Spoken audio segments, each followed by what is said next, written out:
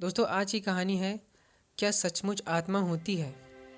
तो यह एक आध्यात्मिक कथा है। तो चलिए कहानी को शुरू करते हैं।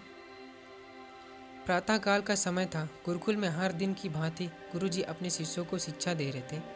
आज का विषय था आत्मा। आत्मा के बारे में बताते हुए गुरुजी ने गीता का यह श्लोक बोला, नैनम छिंदति शस्त्राणि नैनम दाहाति पावका न चैनम क्लेदयांत्यापो न शोष्यति मारुतः।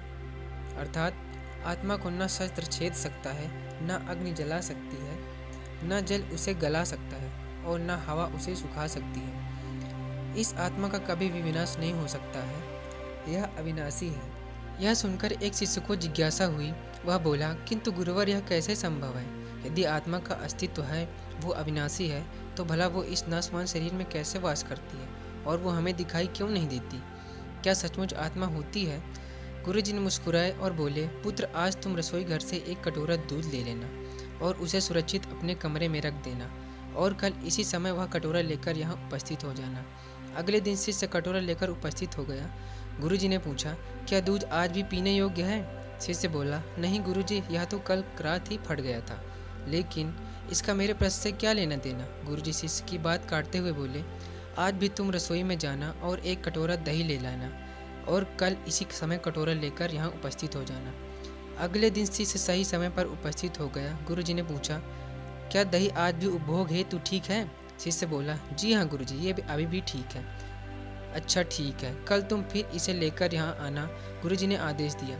अगले दिन जब गुरुजी ने शिष्य से दही के बारे में पूछा तो उसने बताया कि दही में खटास आ चुकी थी और वह कुछ खराब लग रही है। इस पर गुरुजी ने कटोरा एक तरफ रखते हुए कहा, कोई बात नहीं, आज तुम रसोई से एक कटोरा घी लेकर जाना और तब उसे लेकर आना जब वो खराब हो जाए। दिन बीतते गए पर घी खराब नहीं हुआ और शिष्य रोज खाली हाथ ही गुरु के समक्ष उपस्थित होता रहा।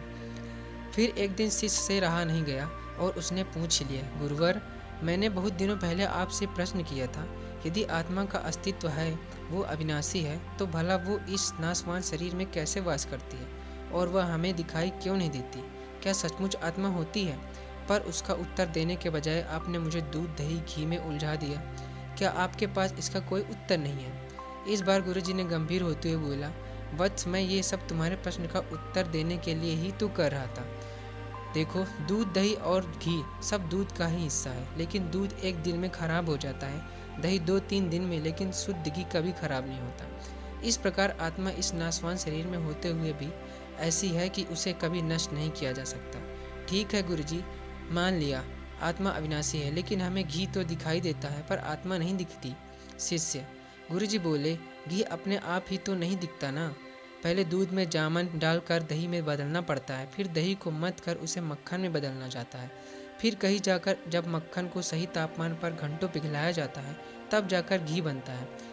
हर इंसान आत्मा का दर्शन यानी आत्म दर्शन कर सकता है, लेकिन उसके लिए पहले उसे दूध रूपी शरीर में भजन रूपी जामन से पवित्र बनाना पड़ता है। उसके बाद कर्म की मतनी से इसे शरीर में दीन दुखियों की सेवा में मतना होता है और फिर सालों तक साधना व तपस्या की आंच पर इसे तपाना होता है, जब ताकर आत्मदर्शन संभव हो पाता है। शिष्य गुरु जी की बात अच्छी तरह से समझ चुका था। आज उसकी जिज्ञासा शांत हो गई थी। उसने गुरु के चरण स्पर्श किए और आत्मदर्शन के मार्ग पर आगे बढ़ गया। कहानी पसंद आई हो तो वीडियो को लाइक करें और ऐसी ही कहानी सुनने के लिए हमारे चैनल को सब्सक्राइब करें।